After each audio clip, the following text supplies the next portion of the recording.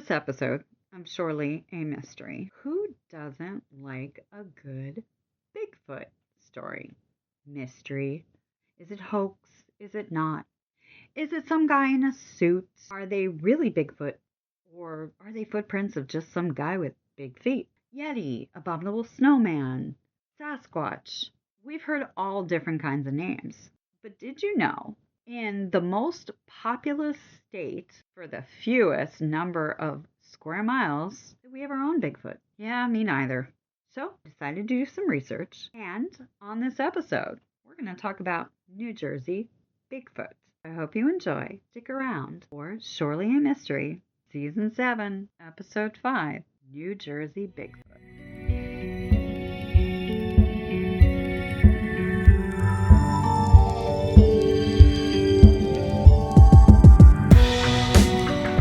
Welcome to this week's episode of Surely a Mystery. This is your host, Anna, coming from LBI. I'm going to talk about Bigfoot.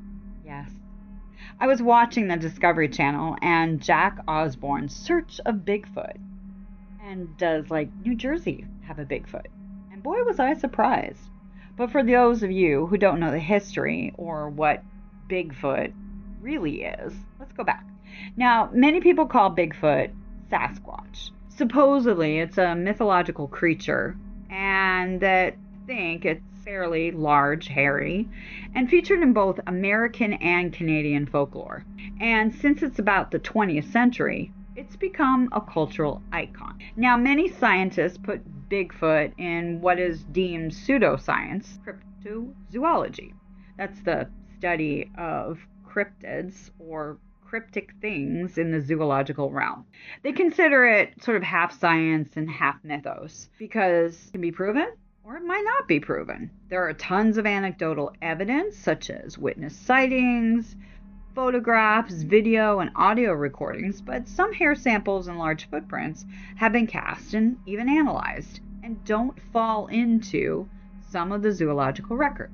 But some are considered hoaxes. Some are just not identifiable. So therefore science thinks the whole thing is not a real thing right now. In Europe, there are tales of a wild man. There are tons of folk tales and indigenous cultures from all over the world that describe a big, hairy-footed humanoid creature living in the wilderness on every continent. We have the skunk ape in the southeastern U.S. Yeti is Asian. And in Australia, they have the yowie. But what does the New Jersey Bigfoot look like? Or really, what could it possibly look like? Just in case you think you saw it or encountered it. Many reports say it's bipedal, meaning that it walks on 2 feet and upright. It looks kind of like a super hairy, apey man. Now, I don't think that humans could be totally hairy. However, have you ever heard of the Mexican hairy family? Yep, the Gomez family. They actually have a rare genetic condition called congenital generalized hypertrichosis, CGH. It's also known as, yes, you guessed it, werewolf syndrome. The condition causes excessive hair growth on the face and body. And the family, which spans about 5 generations right now, they don't hide it. In the past, their family did. In fact, they've literally sold the rights to their lives to make money like old sideshows at roaming fairs. But it is tough. Many people would not want to marry into a family knowing that the statistical chance that their child would be hairy, well, pretty good. Back to what our New Jersey one looks like. They're saying 6 to 9 feet tall. All right, covered in black, dark brown, or dark reddish hair. Now, yeah, there are some outliers that say it's 10 to 15 feet high. Now, in the United States, for example, in Oregon in 1971, multiple people reported to the police seeing an overgrown ape. Yeah, it was reported just like that. One more was going to shoot it, but the face looked such like a wild man, he really couldn't shoot the guy. It had broad shoulders, but no visible neck, and had these long, kind of monkey-like arms. Now, I think that the long arms, for me, bear out that it could be just a bear standing up. because their arms dangle, but they actually only go down to about their hips or their waist. Now, if you encounter a Bigfoot at night, they are said to have eye shine. And that means that their eyes actually appear to glow yellow or red. Now, humans and apes do not have such a thing. Owls, raccoons, and possums do. It's like you take a photo of them and their eyes seem like demonic. That's what I mean. But the worst part about poor Bigfoot, he stinks. People have described it as literally a skunk that rolled around in dead animals and actually lives in a garbage can, if he could do that. So basically, if you could smell him, you would know that you've seen him for real. Now, the smell could simply be some kind of defensive mechanism just to keep things away from him. Well, it could also be like a hormone attractant, kind of like letting other Bigfoots know they're around. And he, of course, has, yes, big feet. They're said to be around 24 inches long and 8 inches wide. Now, some are said to have claws, or maybe they're just toes with long nails. So some scientists think that these are more like bear prints that have probably been misidentified. If you watch documentaries and follow Bigfoot shows, there are strange teepee-like formations of trees or other things. Scientists speculate that this is some kind of animal marking the end of its territory, whether it's Bigfoot or not, who knows.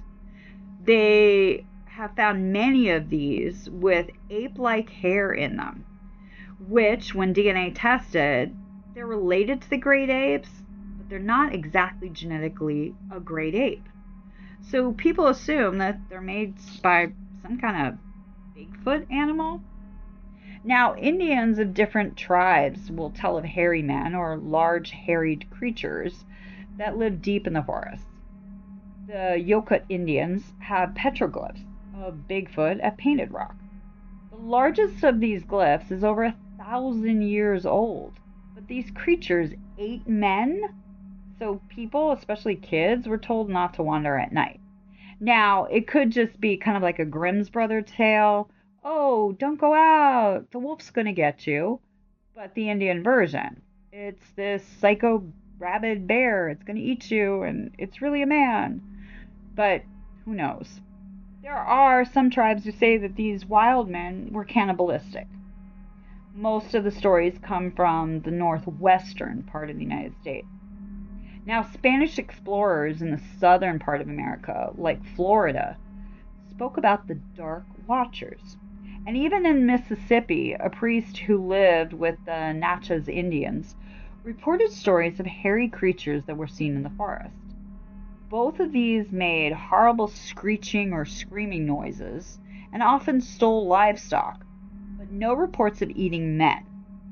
Now, those occurred up until 1929, and even up until 1929, we have stories in British Columbia of a hairy man. In my own tribe, the Iroquois, we talk about an aggressive, hair-covered giant man who has rock-hard skin. We commonly call it the Genowaska. So there must have been some kind of hairy man creature, crossbreed, maybe another type of hominid creature who weren't quite ape and not quite human. I mean, think about it. We are finding all of these Homo florensis, who are like little hobbit creatures. We're finding all of the other types of hominids that we didn't even know existed. So I could believe that there might have been more of them probably in the 1800s. But then as people started to influx into their territories, their population either declined or, like the rest of things, had to move. So because there are so few of them, maybe we just don't see them. Maybe they're shy because all humans seem to want to do is shoot at them, or kill them, or even try to capture them. Maybe they have already. But what about New Jersey Bigfoots? A joke, right? Nope. Turns out it's not. Most of these sightings seem to have started about the mid-1970s. Now, that could be acid trips, could be illegal marijuana, it could be PTSD from Vietnam, I don't know. But they also happen mostly around swamps or woods. We have a lot of those. But the really first well-recorded and well-documented one was actually in the 1940s in Sussex County. Really, every once in a while, somebody reports seeing something like a Bigfoot. A lot of time it's joked as, oh, it's just the New Jersey devil, or someone's giant ape that got loose in the Pinelands.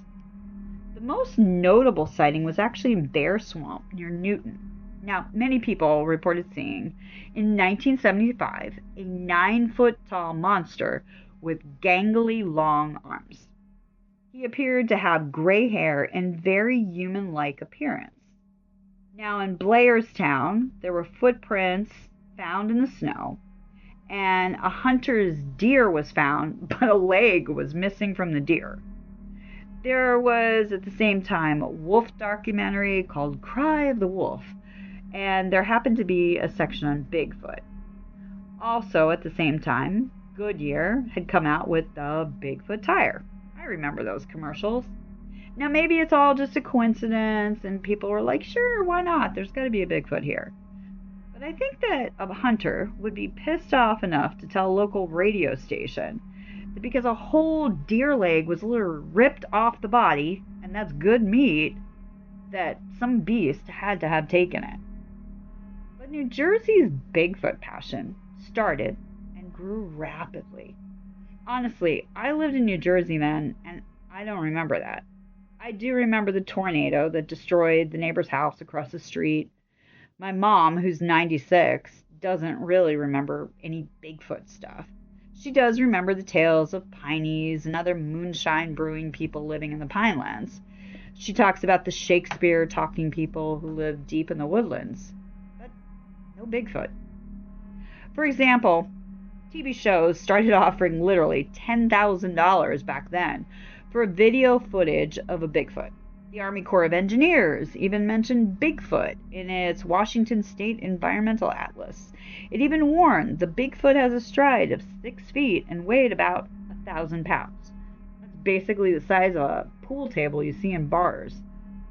A 54-year-old warden in Walpack Township and a colleague told the Associated Press in 1976 that they'd seen a Bigfoot fighting off 2 dogs a year before, and it happened near a beaver swamp about a dozen miles north of Newton.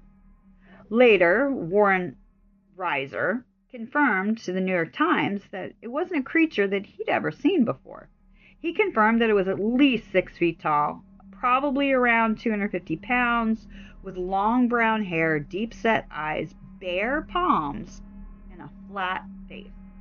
Now, Warden Ames said it looked like a bloody ape. Literally, that's what he said. Both men agreed that if they hadn't been there and hadn't seen it with their own eyes, that they would have thought it was just a man in an ape costume. Furthermore, they confirmed the tales about the weird, bizarre scream. Bigfoot's roar that wasn't made by a bear or any other New Jersey creature that they knew. Now, these men were so scared that they drove to the Haynesville State Police, came back with 2 troopers and guns. But both the dogs and the creature were gone. They only found a deer carcass nearby. See what I mean? What did they do first? Want to round up a bunch of men to go kill it. Human beings both fear and hate things that they don't understand. Earlier in 1975, an 11-year-old boy in Salem County said that he saw this large, white-tinged creature in the Sippawana Meadows area. And that's kind of near the Delaware River. It's a national wildlife refuge. And when he used his flashlight, he shone on the creature, and the eyes reflected red. When his parents took him to the local police, they didn't pursue the creature. I think that means they just didn't believe it was Bigfoot. However, decades later, the boy was interviewed again by researchers, and they believed that he was actually completely credible. Now, in December 1976, a couple of teenagers decided to explore an abandoned dairy plant in Sussex. When they reached the attic, they saw 2 hairy legs hiding behind a box. Before they could see what it was, the creature crashed through the wall and ran through the adjacent cornfield. They had no idea what or who it was. Perhaps it was a wild man. Continuing into the summer of 1976, Several children in Bernardsville in Somerset County reported seeing a three-toed footprint. Ready for this? The only animals three toes are sloths and armadillos, which are not common in New Jersey. Oh, and Bigfoot. Yes, some Bigfoots are reported as only having three toes.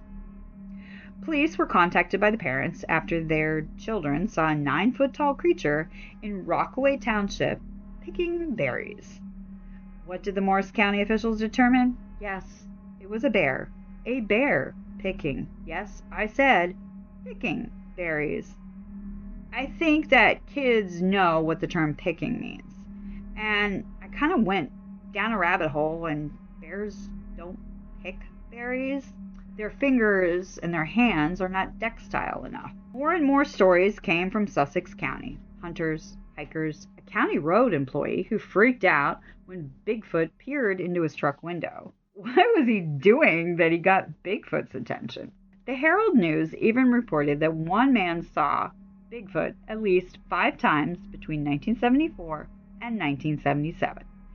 This was the gray, furred one. He said the creature seemed to run about 60 miles an hour. Who was he? Well, that guy was John Adams, a 40-year-old chef. And when he heard other reports of seeing the creature too, he was actually relieved. He had differed from some because he actually believed that Bigfoot was probably an extraterrestrial creature, an alien that could have been made to disappear at the drop of a hat. Big Red Eye now enters New Jersey vocabulary during those years. And sometimes people even began to think that there was connections between aliens and Bigfoot. Yes, there are tons of shows, YouTube channels about this connection. Believe it or not, there are like 80 Bigfoot reportings in New Jersey alone. The most recent happens to be in Ocean County, where I live, in November 2024. Yes, the same county where LBI is. The Bigfoot was sighted by a hiker near Beechwood. In June 2019, the Franklin Parker Preserve, a motorist say a juvenile Bigfoot near Spedwell entrance. And in June 2018, in Burlington County, a government snake researcher, there you go, scientist, had a daytime encounter with a pine barren swamps Bigfoot. Where of all the counties do you have the biggest chance of seeing Bigfoot?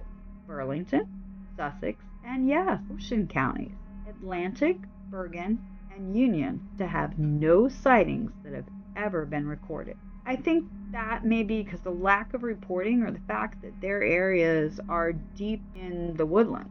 But what about the recent reports? Ocean County. A man wandering around an abandoned mine in the Pine Barrens near Lacey Township stated that his dog was acting stranger than usual and wouldn't walk any further along the trail with him. He thought maybe his dog was just being chicken and was afraid of nothing more than probably a deer. But then he saw a tall, dark figure. The figure was facing away from him. Once this 6-foot figure noticed the man and the dog, it ran fast away. See, yet again, Bigfoot wants nothing to do with people. They seem to always hide, try and camouflage, or simply run away from us. A couple in the Pine Barrens were driving past a heavily wooded area when they say they spotted Bigfoot. It was April 7th, yes, this year, 2025. The creature ran across the road and into the forest on the other side. It was literally brown, with 2 legs, and about 6 feet tall. Now remember, they drove past it and the creature was behind their car, so no video or photo. Sorry.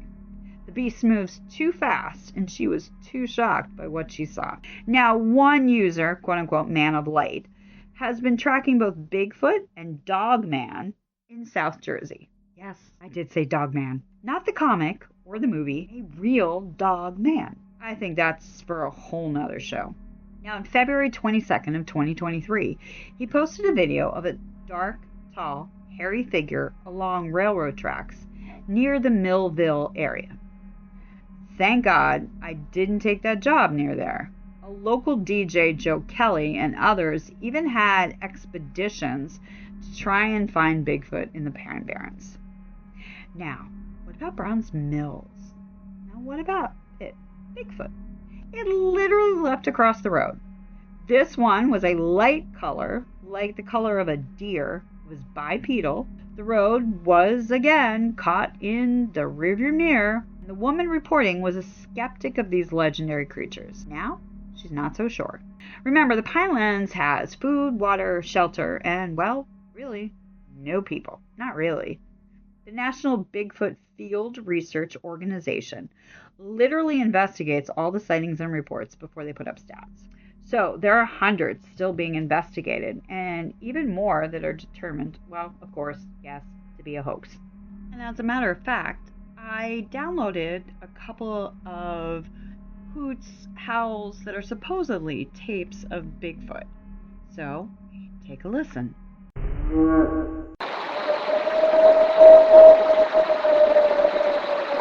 I'm going to leave it up to you to decide what you think that is. But I am going to tell you that most scientists will say that it doesn't track with many of the local animals that you can listen to. So, still up in the air. Is it somebody, meaning a person, or is it that hybrid cryptozoological thing that we've been calling? With all the technology today, videos and audio clips can easily be identified as potential real or faked. So, do you think it's possible? Here's what many people are saying. Number one, could it just simply be misidentification? Okay, I think the authorities might be right some of the time. Maybe it was a bear, a huge deer, because they do stand up on their hind leg, or some kind of animal that because it moved so fast that people didn't get what they really saw. All right, number two, wishful thinking. Confirmation bias is the fancy psychological term that means people want to see a Bigfoot, so everything that they see and record or experience just proves what they were thinking. 3, of course, human imagination goes along with that. Sometimes when you get groups together, they tend to push each other into believing or thinking about the same thoughts. Many people experience false memories, where they recall events or details that never actually happened. A well-known example is the Mandela effect, where large groups of people share the same misremembered details about past events. These are false memories that can range from misremembering movie quotes. Don't even get me started on the Star Wars, Luke, I am your father thing, to incorrectly recalling product names or even historical events. The evil queen in Snow White never says, "Mirror, mirror on the wall." Many recall a 1990s movie starring the comedian Sinbad as a genie, but it doesn't even exist. I could go on. 4, there could have been wild children found even today, who are obviously human children, but they're either hunched over or act whatever animal they've tried to mimic to survive in the wilderness. Could they just be super hairy children like the family in Mexico? 6 feet tall really isn't that tall these days. 5, okay, yes, I will mention aliens. How about humanoid? I can't believe that I am saying this. Maybe there are actually animal creatures who look like Chewbacca. Yes, I did just say that. 6, or maybe, just maybe, there really is a creature who is a human offshoot of hominid that lives in the forest and is literally shy. Because of their DNA, they have had past experiences where man has killed or tortured them. Humans find bones and DNA of human ancestors that we've never known existed. So why not? We just found Homo florensis in Indonesia, and they existed 700,000 years ago. Or the Denisovians, who lived up to 35,000 years ago in Asia and Russia. They were big, brutish humans with wider skulls, and yes, they did interbreed with Homo sapiens. So maybe Bigfoot is nothing more than a hybrid creature of our ancestors that came over the land bridge 25,000 years ago. I, again, have no answers, but only suggestions. Until maybe we find the dead body or bones. Literally, there were giants in Egg Harbor Township. The Smithsonian literally lost the bones that they discovered.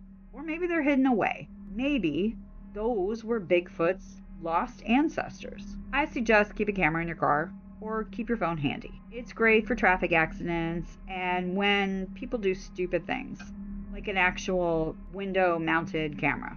but also you can catch paranormal things. I think trail cameras in the Pinelands, but then again, in my missing episode, it caught a missing man, but not where he went, or who kidnapped him, or why it even triggered the camera in the first place. I still don't know what happened to him. Yet again, this is Anna, and I'm your living host, your favorite podcaster, I hope, from Long Beach Island, New Jersey. Now, I'm hoping you're clicking on those 5-star reviews for this podcast, or at least some of the episodes.